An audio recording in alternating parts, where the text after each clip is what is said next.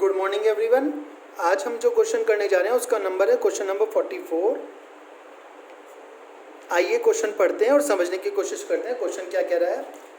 Anshu, Anju and Anupama are partners in a firm sharing profits in the ratio of how much?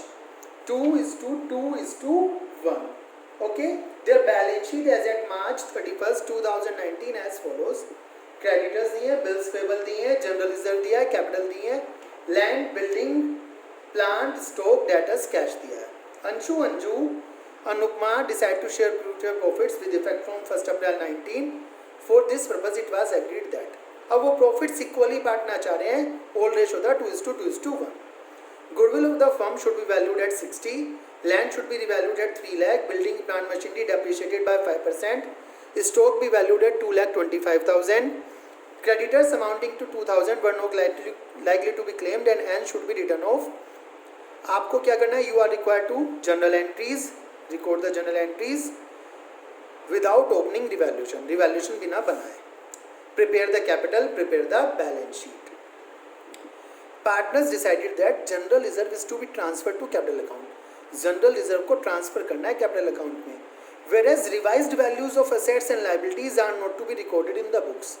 General reserve को तो transfer कर दें, general reserve हो जाएगा transfer, but बाकी जो असेट्स लाइबिलिटीज हैं उन्हें रिवाइज्ड वैल्यू पर रिकॉर्ड नहीं करना, उन्हें अल्टर नहीं करना, उन्हें चेंज नहीं करना.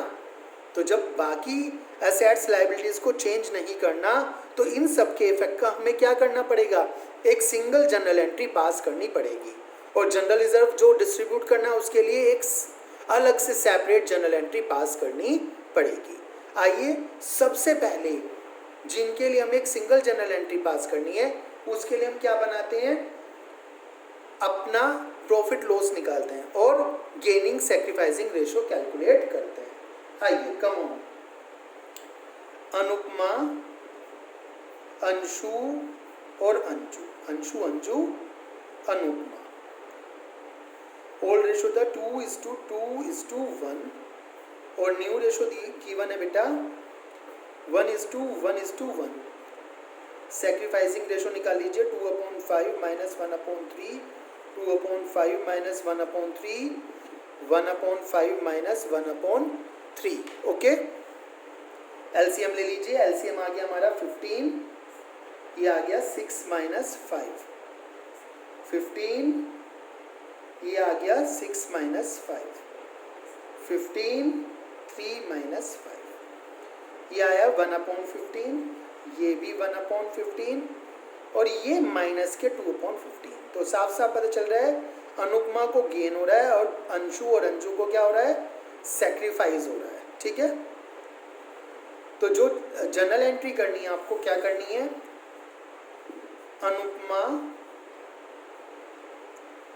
अनुपमा's capital account debit to Anshu's capital account to Anju's capital account. Okay, एक जनरल एंट्री ये करनी है. दूसरी जनरल एंट्री आपको जो इसका जनरल रिजर्व है उसने ट्रांसफर करने को कहा है तो उसे ट्रांसफर करने की करनी है. General reserve account debit to Anshu's capital account to Anju's capital account to Anupama's capital account. Okay, आइए देखते हैं. पहले हम इनका प्रॉफिट लॉस निकालने की कोशिश करते हैं. टोटल प्रॉफिट लॉस कितना है रिवैल्यूएशन की वजह से. ठीक है, रिवैल्यूएशन अकाउंट नहीं बनाना है तो हम क्या करेंगे? आइए देखते हैं. सबसे पहले बोला है land should be revalued at 3 lakh. Land को रिवैल्यू करना है 3 लाख पे. लैंड पहले से थी 2 लाख की, तो प्रॉफिट ऑन लैंड कितना हो गया? प्रॉफिट ऑन लैंड 1 लाख का हो गया. 3 लाख हो गई 2 लाख से. Building plant should be depreciated by 5%. Loss on building, जब डेप्रिशिएशन ऑन लगना है तो लॉस है 80,000 का 5% 4,000. ओके, फिर लॉस ऑन प्लांट 1,60,000 का 5% 8,000। स्टॉक वैल्यू 225 है, पहले से 210 का था तो इंक्रीज हो गया, तो क्या हो गया, प्रॉफिट ऑन स्टॉक 15,000 का प्रॉफिट हो गया स्टॉक पर। इसके अलावा और क्या दिया हुआ है उन्होंने, creditors amounting to 2,000 were not likely to be claimed. 2,000 के क्रेडिटर्स पैसे नहीं मांगने वाले, और जो लोग पैसे नहीं मांगेंगे उनसे हमें क्या हो गया, प्रॉफिट हो गया। प्रॉफिट ऑन क्रेडिटर्स 2,000, ठीक है। आइए कैलकुलेट कर लेते हैं। इस सारे इफेक्ट के बाद हमारा कितना प्रॉफिट या लॉस हुआ, 1 लाख प्लस 15,000 प्लस 2,000 117 माइनस 12, ये आ गया 1,05,000। ये क्या है, प्रॉफिट ऑन रिवैल्यूएशन, रिवैल्यूएशन का प्रॉफिट आ गया। अब आपको क्या करना है, हमें देखना है कि क्या क्या चीज़ डिस्ट्रीब्यूट करनी है और क्या क्या चीज़ गेनिंग सैक्रिफाइसिंग में लेनी है। तो जनरल रिजर्व तो डिस्ट्रीब्यूट करना है, हम इस कैलकुलेशन में नहीं लेंगे, बट गुडविल दी हुई है, गुडविल को तो हमेशा गेनिंग सैक्रिफाइसिंग में करते ही हैं, तो आइए गुडविल को भी प्लस कर लेते हैं।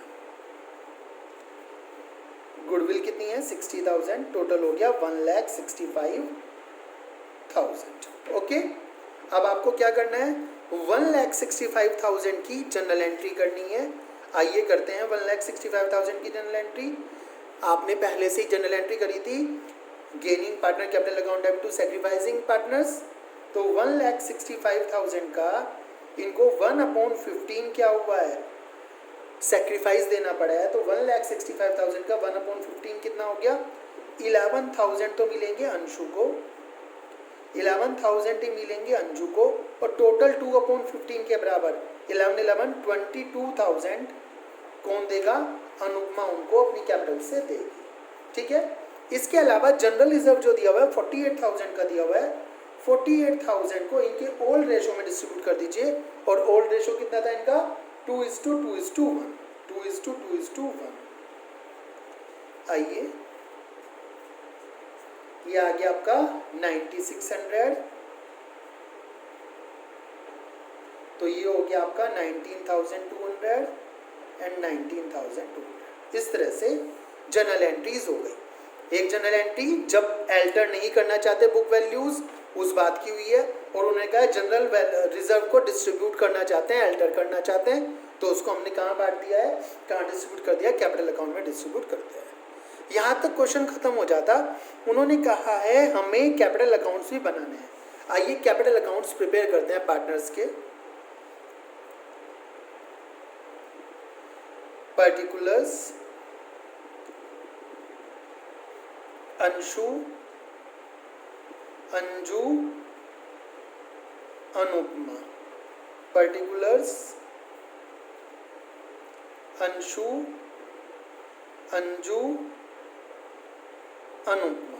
ओके, सबसे पहले आप क्या लेंगे, सबसे पहले पार्टनर्स की कैपिटल लेंगे बाय बैलेंस बीडी 240,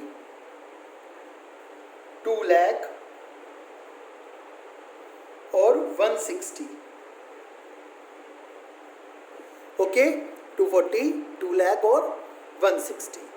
इसके बाद हम अपनी जनरल एंट्रीज में देख लेते हैं।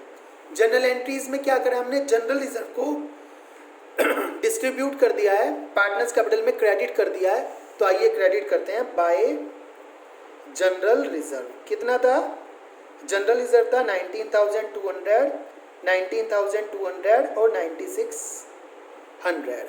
इसके अलावा एक जनरल एंट्री थी सारी की सारी एडजस्टमेंट की। उस एडजस्टमेंट में क्या हुआ था कि अनुपमा का कैपिटल अकाउंट डेबिट हुआ था, तो आइए अनुपमा का कैपिटल अकाउंट डेबिट कर देते हैं। 2 अंशु कैपिटल, 2 अंजूज कैपिटल, और कितने कितने देने पड़े थे इन्हें, 11,000, 11,000।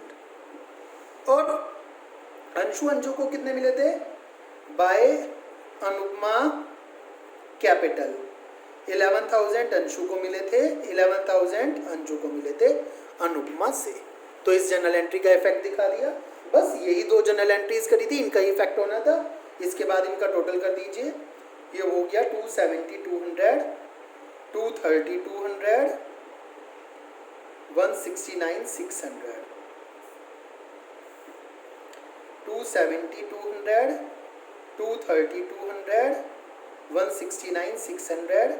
यहाँ बचेगा 2 बैलेंस CD, इसमें कोई चेंज नहीं है। 270 200 230 200 और 22,000 माइनस हो गए 169 में से 147 600।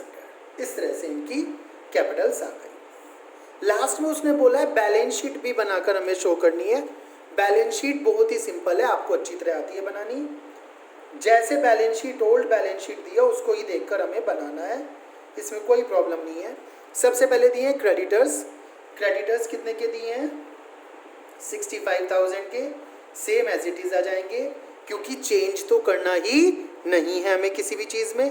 बिल्स पेबल 7,000 के, 7,000 के एज इट इज आ जाएंगे। जनरल रिजर्व नहीं आएगा। अब की बार जनरल रिजर्व क्यों नहीं आएगा?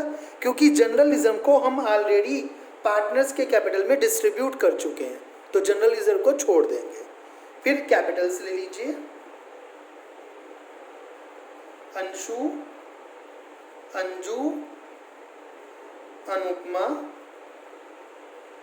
कैपिटल्स है 270 200 230 200 147 600। इसके बाद सारी की सारी एसेट्स उठा लीजिए। Land 2 lakh, building 80,000, plant 1,60,000, stock 2,10,000, debtors 50,000 और कैश 20,000। बाकी कहीं भी कोई भी चेंज करने को मना करा था। उन्होंने कहा था partners decided that general reserve transfer करना चाहते हैं, whereas revised value of assets liabilities not to be recorded. तो हमने सेम एज इट इज उतार दी क्योंकि जो भी नेट इफेक्ट है हमारा इस सेम जनरल एंट्री से आ चुका है। एक जनरल रिजर्व हमने अलग से बांटा है, उसे हमने डिस्ट्रीब्यूट कर दिया और इसी वजह से जनरल रिजर्व को बैलेंस शीट में नहीं लिखा है। ओके, टोटल कर दीजिए। टोटल कितना? 7,20,000 सेम आएगा। ओके, तो इस तरह से हमारा ये वाला क्वेश्चन कंप्लीट हो गया। इस क्वेश्चन में आपको कहीं भी कोई प्रॉब्लम हो, you can ask me. Okay, thank you.